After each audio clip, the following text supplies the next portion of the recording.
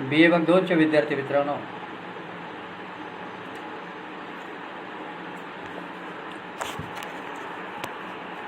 आपण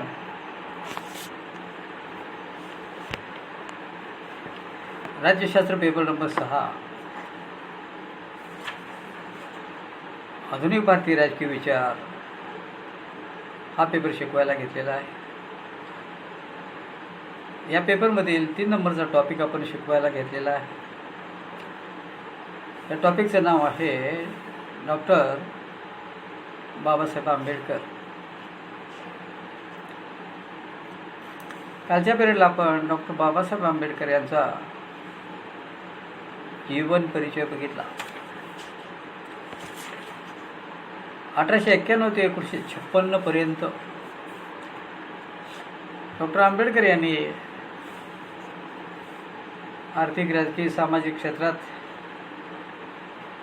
भारतामध्ये जी काही कामे केली, घटने शिल्पकार म्हणून जे काही महनीय कार्य केलं, या सर्व गोष्टींचा आपण त्यांच्या जीवन परिचयामध्ये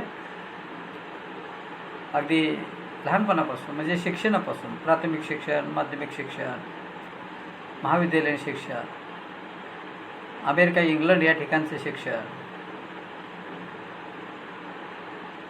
आणि मग भारतात आल्यानंतर त्यांनी सामाजिक कार्यात सुरुवात केली. 2 महाविद्यालये निर्माण केली. राजकारणामध्ये त्यांनी सहभाग घेतला. ते कायदा मंत्री होते. नेहरूंच्या मंत्रिमंडळामध्ये सुद्धा ते मंत्री होते. असा बराचसा भाग आपण त्यांच्या काळामधला बघितलेला होता. आणि त्याच्यानंतर मग आज आपण डॉक्टर आंबेडकर यांची ग्रंथ संपदा बघणार आहोत. डॉक्टर बाबासाहेब आंबेडकर यांनी सामाजिक, आर्थिक, राजकीय स्वरूपाचे अनेक शोध, निबंध, प्रबंध आणि ग्रंथ लिहिले. त्यांच्या काही प्रमुख ग्रंथांचा उल्लेख पुढील प्रमाणे करता येईल. डॉक्टर बाबासाहेब आंबेडकर यांनी जवळजवळ 20 एवढे ग्रंथ लिहिलेले आहेत. एक कास्ट इन इंडिया 1917 लिहिला. 2 problem of rupee, it's origin and it's solution 1923 लिहिला.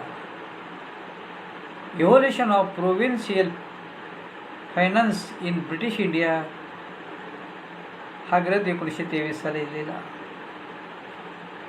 त्यानंतर history of Indian currency and banking हा 1923 लिहिलेला आहे. त्याच्यानंतर ॲनहिलेशन ऑफ कास्ट 1937 लिहिलेला आहे. त्याच्यानंतर 6 नंबरचा ग्रंथ फेडरेशन व्हर्सेस फ्रीडम 1940 लिहिला. 7 नंबरचा ग्रंथ आहे थॉट्स ऑन पाकिस्तान 1940 लिहिला. त्यानंतर 8 नंबरचा ग्रंथ आहे mister Gandhi and emancipation of the untouchables 1943 लिहिला. त्याच्यानंतर 9वा ग्रंथ आहे रानडे, गांधी अँड जिना 1943 लिहिलेला आहे. 10 नंबरचा ग्रंथ आहे what Congress and Gandhi have done to untouchables हा ग्रंथ 1945 लिहिला. त्याच्यानंतर 11वा ग्रंथ आहे communal deadlock and way to solve it 1945 लिहिलेला आहे. 12 नंबरचा ग्रंथ आहे हू वेअर शूद्राज, शूद्र कोण होते हा 1946 लिहिला. त्यानंतर 13 नंबरचा ग्रंथ आहे Pakistan or partition of India हा 1946 लिहिलेला आहे. 14 ग्रंथ आहे स्टेट अँड मायनॉरिटीज 1947 लिहिलेला आहे. त्यानंतर 15 untouchables. Who are they and why they became untouchables हा 1948 साली लिहिलेला ग्रंथ आहे. त्यानंतर 16 नंबरचा ग्रंथ आहे थॉट्स ऑन लिंग्विस्टिक स्टेट हा 1955 साली लिहिला. त्याच्यानंतर 17 नंबरचा ग्रंथ आहे बुद्ध अँड कार्ल मार्क्स हा 1956 साली लिहिलेला आहे.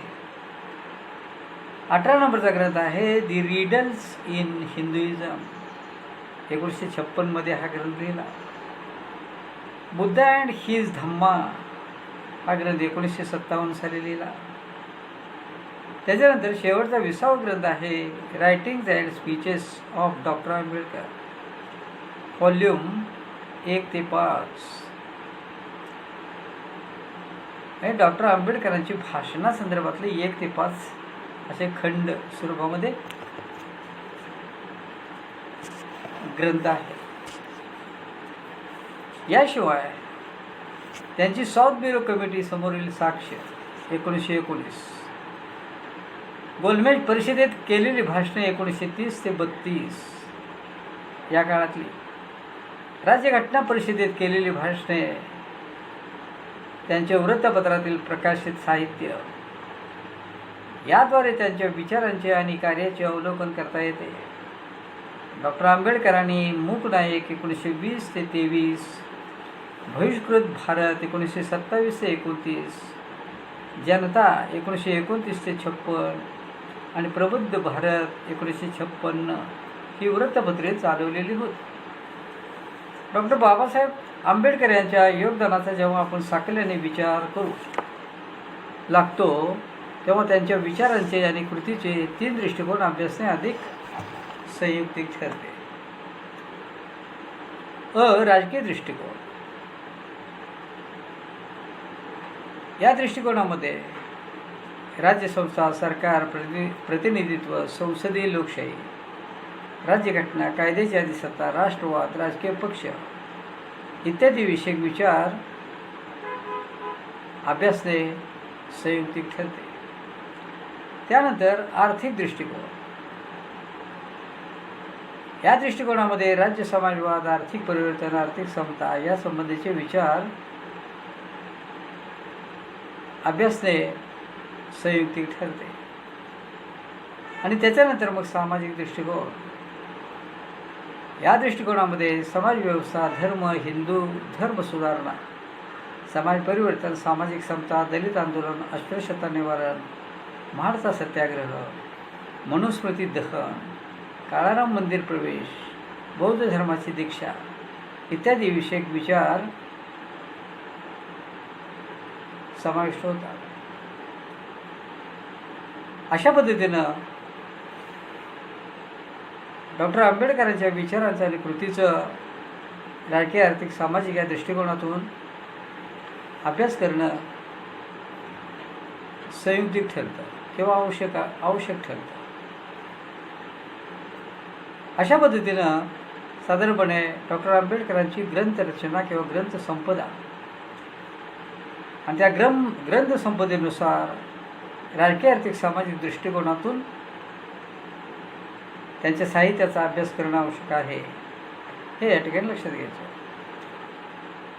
आता डॉक्टर आंबेडकर यांचे राज्यविषयक विचार, त्यातील पहिला विचार आहे तो म्हणजे डॉक्टर आंबेडकर यांचे राज्यसंस्थेविषयक विचार. म्हणजे राज्यसंस्थेबाबत डॉक्टर आंबेडकरांचं मत काय होतं ते थोडक्यात आपण बघूया. डॉक्टर बाबासाहेब आंबेडकर यांनी आपल्या स्टेट्स अँड मायनॉरिटीज या ग्रंथामध्ये राज्यविषयक विचार मांडलेले आहेत. त्यांच्या मते राज्य हे सामाजिक परिवर्तनाचे साधन असून सामाजिक कल्याण हे त्याचे उद्दिष्ट असते. राज्य हे सामाजिक परिवर्तनाचे साधन असून सामाजिक कल्याण हे त्याचे उद्दिष्ट असते. डॉक्टर आंबेडकरांना कल्याणकारी राज्याची कल्पना अभिप्रेत होती. त्यांनी राज्य समाजवादाचे स्वप्न साकार करण्यासाठी राज्यसंस्थेची आवश्यकता सांगितली. सामाजिक व आर्थिक न्याय प्रस्थापित करण्यासाठी जी योजना करावी लागते तिला राज्य समाजवाद असे म्हणतात. नागरिकांना हक्क देणारी आणि त्या हक्कांना संरक्षणाची हमी देणारी संस्था म्हणजे राज्यसंस्था होय. डॉक्टर आंबेडकर यांच्या मते राज्याची निर्मिती मानवी गरजेतून झालेली आहे. त्यांना राज्याच्या उदयाचा दैवी सिद्धांत मान्य नव्हता. राज्यसंस्था ही केवळ शांतता सुव्यवस्था प्रस्थापित करणारी संस्था नसून ती लोकांचे जीवन सुखी समृद्ध करणारी कल्याणकारी संस्था होय. राज्य ही नागरिकांच्या अधिकारांचे रक्षण करून त्या अधिकारांची अंमलबजावणी करणारी आवश्यक अशी संस्था आहे.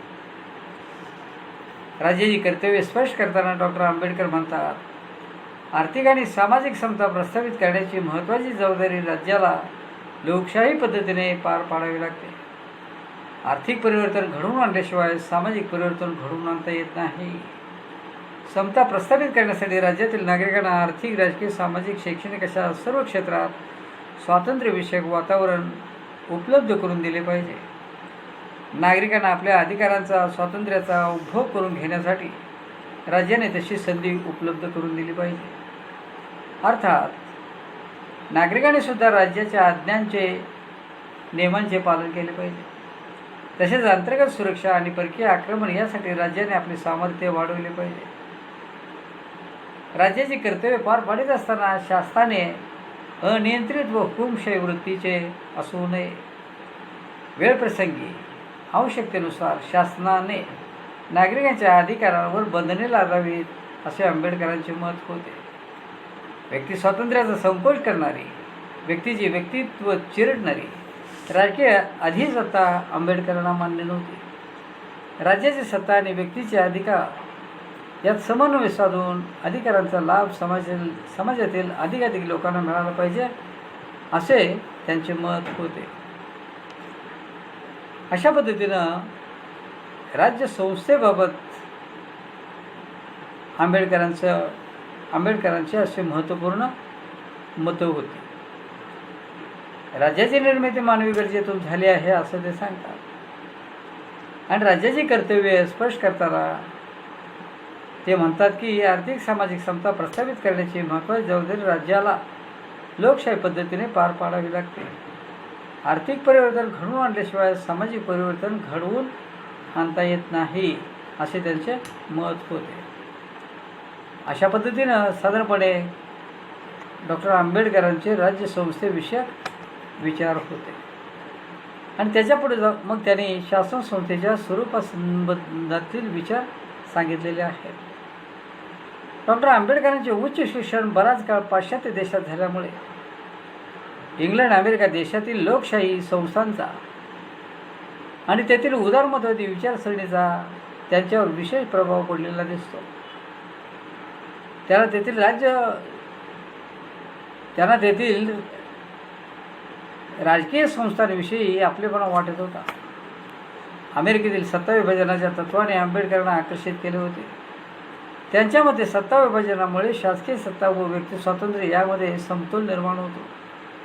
भारताच्या राजकीय आणि सामाजिक परिस्थितीचा विचार केला असता शासनाच्या तिन्ही शाखा विभक्त ठेवणे सोयीस्कर ठरेल असे त्यांचे मत होते. भारतातील प्रतिनिधी गृहातील बहुमत हे जातीय स्वरूपाचे असल्यामुळे हे बहुसंख्याकांचे प्रतिनिधित्व अल्पसंख्याकांना चिरडून टाकण्याचा प्रयत्न करेल. तेव्हा भारतात संसदीय शासन पद्धती स्वीकारली पाहिजे आणि ती यशस्वी करण्यासाठी पुढील काही पथ्ये पाळली पाहिजेत असे त्यांचे मत होते. अल्पसंख्याकांचा ज्या प्रतिनिधीवर विश्वास नाही अशा बहुसंख्याकांच्या प्रतिनिधींना मंत्रिमंडळात समावेश करू नये. 2. कार्यक्षम स्थिर अशा मंत्रिमंडळाच्या निर्मितीसाठी कार्यक्षम प्रशासनाची स्थापना करण्यात यावी. 3. दैनंदिन राज्यकारभारावर बहुसंख्याकांचे नियंत्रण असू नये, कारण त्यामुळे अल्पसंख्याकांचे हित संबंध धोक्यात येऊन त्यांचे हक्क संपुष्टात येते. 4. बहुसंख्याकांचे सरकार स्थापन करण्याची परवानगी देण्यापूर्वी अल्पसंख्याकांचे मत विचारात घेण्यात यावे. त्यानंतर सामाजिक परिवर्तन करण्याच्या उद्देशाने विधिमंडळाने मंजूर केलेल्या कायद्यांची अंमलबजावणी त्वरित करण्यात यावी. अशा प्रकारची पथ्ये पाळून शासनाच्या तिन्ही विभागांनी परस्परांच्या कार्यात अवास्तव हस्तक्षेप करू नये. व्यक्तीच्या हक्कावर आक्रमण करणाऱ्यावर न्यायमंडळाने त्वरित कारवाई करून अशा प्रवृत्तीस आळा घालावा. अशा पद्धतीनं डॉक्टर आंबेडकर यांनी राज्यसंस्थेविषयीचे विचार आणि शासन संस्थेच्या स्वरूपासंदर्भातले विचार सांगितले आहेत. आणि संस्थेची शासन पद्धत टिकवण्यासाठी ती यशस्वी करण्यासाठी काही पत्ते नागरिकांनी पाळण्याचं मत होतं. आणि मग याच्यानंतर त्यांनी लोकशाही संदर्भातले आपले विचार स्पष्ट करण्याचा प्रयत्न केलेला आहे. लोकशाही संबंधीचे विचार. डॉक्टर बाबासाहेब आंबेडकर हे लोकशाहीचे उपासक होते. त्यांची संसदीय लोकशाहीवर खूप निष्ठा होती. डॉक्टर आंबेडकरांचे शिक्षण इंग्लंड अमेरिकेसारख्या लोकशाही राष्ट्रात झाल्यामुळे त्यांच्यावर संसदीय शासन पद्धतीचा विशेष पगडा होता. दुसऱ्या महायुद्धात त्यांनी लोकशाहीसाठीच इंग्लंडला पाठिंबा दिला. ते हिटलरच्या फॅशिझमचे कट्टर विरोधक होते. ते जरी कार्ल मार्क्स आणि साम्यवाद या विषयाचे गाढे अभ्यासक होते तरी त्यांनी प्रत्यक्षात कधीच साम्यवादाचा स्वीकार केला नाही. कामगार व मजूर चळवळीशी त्याचा अधिक जवळचा संबंध होता. परंतु ते लोकशाही कामगार संघटनेचे प्रत्यक्ष पुरस्कर्ते होते. कोणतेही लोकशाही सरकार भांडवलदार धार्जिने नसावे असे त्यांचे ठाम मत होते. काँग्रेस लोकशाहीची होती तसेच ती भांडवलधार्जिनी होती. तिचे धोरण भांडवलशाहीला पूरक होते. त्यामुळे ते शेवटपर्यंत काँग्रेसपासून दूर राहिले. काँग्रेस उच्चवर्णीय उच्चभ्रू लोकांची होती. ती तळागाळातील गरीब जनतेसाठी स्वातंत्र्यपूर्व काळात काही करत नव्हती. म्हणूनच आंबेडकरांना महात्मा गांधी आणि काँग्रेस यांच्या विरोधी पवित्रा घ्यावा लागला होता. त्याने अध्यक्षीय लोकशाहीपेक्षा संसदीय लोकशाहीचाच पुरस्कार केला. अध्यक्षीय लोकशाहीत एका व्यक्तीच्या हातात अधिक सत्ता जाऊ शकते म्हणून त्यांनी विचारपूर्वक संसदीय लोकशाहीचा स्वीकार केला. संसदीय प्रातिनिधिक संस्थांतून त्यांनी अनेक वर्षे कार्य केले. भारतातील दुर्बल घटकांचा प्रश्न मुख्यत्वे आर्थिक नसून प्रामुख्याने सांस्कृतिक आहे. कम्युनिस्ट नेते फक्त अर्थप्रधान विचारांना जास्तीत जास्त महत्त्व देतात. बाबासाहेब जरी गौतम बुद्धात मार्क्स पाहत होते तरी त्यांना धार्मिक सामाजिक सुधारणांचे अत्यंत निकट होते. म्हणूनच लोकशाही पद्धतीला जवळचा असा बुद्ध धर्म त्यांनी स्वीकारला. त्यानंतर लेनिनवादी हिंसा तर आंबेडकरांना संपूर्ण नामंजूर होती. या हिंसेचा त्याने धिक्कार आणि निषेध केला होता. खाजगी मालमत्तेचे विसर्जन लोकशाहीच्या अहिंसात्मक मार्गाने व्हावे असे त्यांचे स्पष्ट मत होते. 1919 साली साऊथ ब्युरो कमिशन पुढील त्यांनी दिशा आणि निवेदने अभ्यासले असता त्यांना पब्लिक गव्हर्नमेंट हवे होते. लोकातील सर्व घटकावयवांचा सरकारात समावेश असावा व सर्वांना प्रतिनिधित्व असावे असे मत त्यांनी व्यक्त केले होते. यावरून बाबासाहेब आंबेडकर लोकशाहीवादी नेते होते असा अंतिम सिद्धांत बांधता येतो. ज्या लोकशाहीत सामाजिक न्याय व नीती असू शकत नाही अशी लोकशाही त्यांना नको होती. असा चौफेर विवेक डॉक्टर आंबेडकरांत शोधता येतो व जास्तीत जास्तपणे ते लोकशाहीवादी होते असा अंतिम निर्णय घेता येतो. विभूतीपूजा व ग्रंथांचे सर्व प्रामाण्य त्यांना अमान्य होते. म्हणून बुद्धिप्रामाण्यवादी व ईयवादी लोकशाही पद्धतीचे ते प्रमुख घटनाकार ठरतात.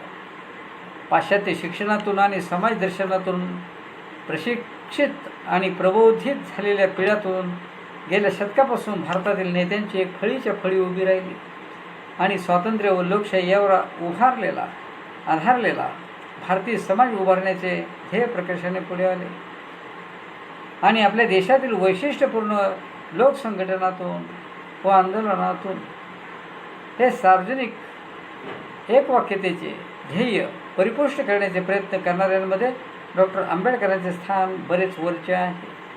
डॉक्टर आंबेडकर यांच्या मते लोकांच्या आर्थिक व सामाजिक जीवनात जिच्याद्वारा रक्तपाताशिवाय मूलगामी क्रांतिकारक बदल घडवून आणता येतात अशा शासनाची घडण किंवा पद्धती म्हणजे लोकशाही होय. व्यक्तिवादाने मर्यादित शासन ही उदारमतवादी लोकशाहीची वैशिष्ट्ये आंबेडकरांना मान्य होती. त्यांच्या मते प्रत्येक व्यक्तीला एक अंगभूत मूल्य असते. स्त्री पुरुष, श्रीमंत गरीब, शिक्षित अशिक्षित, सबल दुर्बल, स्पृश्य अस्पृश्य असा भेदभाव न मानता प्रत्येक व्यक्तीला विकासाच्या सर्व संधी उपलब्ध करून दिल्या पाहिजे. एक व्यक्ती दुसऱ्या व्यक्तीचे साधन म्हणून वापरली जाऊ नये. समाजाखातर कोणाही व्यक्तीचा बळी दिला जाऊ नये. प्रत्येक व्यक्तीला समान स्वातंत्र्य असावे. व्यक्तित्व मूल्याची प्रतिष्ठा सर्वसामान्य व्हावी आणि त्यातून सामाजिक न्यायाची उभारणी व्हावी अशा अपेक्षा केवळ लोकशाही पद्धतीत पूर्ण होऊ शकतात असा विश्वास डॉक्टर आंबेडकरांनी व्यक्त केला. राजकीय क्षेत्रात, व्यक्तीच्या धार्मिक नैतिक क्षेत्रात, सतत विवेकाच्या आणि आर्थिक क्षेत्रात ग्राहकाच्या सार्वभौमत्वावर लिबरल लोकशाहीचा भर असतो. प्रत्येक व्यक्तीला सन्मान्य नागरिक म्हणून जगता येण्यासाठी जे लागते ते सर्व काही लाभेल अशी समाजव्यवस्था निर्माण करणे हे लोकशाहीचे साध्य असते. व्यक्तीला स्वातंत्र्याचा संकोच करणाऱ्या, व्यक्तीचे व्यक्तिमत्व चिरडणाऱ्या कोणत्याही निरंकुश व सर्वंकष राज्यपद्धतीला आंबेडकरांचा तीव्र विरोध होता. व्यक्ती हे स्वयंमेव साध्य आहे. व्यक्तीला काही अदेय हक्क असतात आणि त्यांची शाश्वती राज्यघटनेने द्याव्याच पाहिजे. थोडक्यात अधिकारांचा लाभ समाजातील जास्तीत जास्त लोकांना होत जाणे, सर्वांच्या मागण्या व हित संबंधात सुसंवाद राहणे, अल्पसंख्याकांच्या हिताला संरक्षण देण्याचे सौजन्य बहुसंख्याकांकडे असणे ही त्यांना प्रगल्भ लोकशाहीची लक्षणे वाटतात. व्यक्तीच्या मूलभूत हक्कांना संरक्षण देणे हे राज्यसत्तेचे प्रमुख कार्य ते मानतात. डॉक्टर बाबासाहेब आंबेडकर यांच्या मते व्यक्ती स्वातंत्र्याची शाश्वती हवी असेल तर राज्यसत्ता निरंकुश असून चालणार नाही. राज्यकारभार हा विवेकबुद्धीनुसार चालवून कायद्याचे अधिराज्य प्रस्थापित व्हावे. कायद्यासमोर सर्व व्यक्तींना समान वागणूक व समान संरक्षण मिळावे. कायद्याव्यतिरिक्त कोणाही व्यक्तीला आपल्या अधिकारांपासून वंचित व्हावे लागू नये. शासन प्रातिनिधिक असल्यामुळे कायद्याद्वारे लोकमताचे प्रतिबिंब उमटत राहावे. सत्ता नेहमी लोकाभिमुख असावी आणि लोकांनी राज्यसत्तेशी उत्तरदायी राहावे. म्हणजे लोकशाहीत राज्यसत्ता निरंकुश बनण्याचा धोका टळतो. अशा पद्धतीनं डॉक्टर आंबेडकर यांचे लोकशाही संदर्भातले विचार हे खूप महत्त्वाचे आहेत असं आपल्याला दिसून येतं.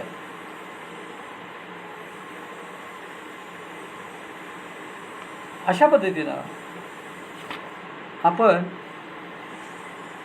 आज या ठिकाणी लोकशाही, आंबेडकरांचे लोकशाहीवादी विचार जे आहेत हे विचार संपल्यानंतर आपण या ठिकाणी थांबूया आणि उद्याच्या पिढीला त्यांचा पुढचा राजकीय विचार काय आहे ते आपण बघूया. ओके.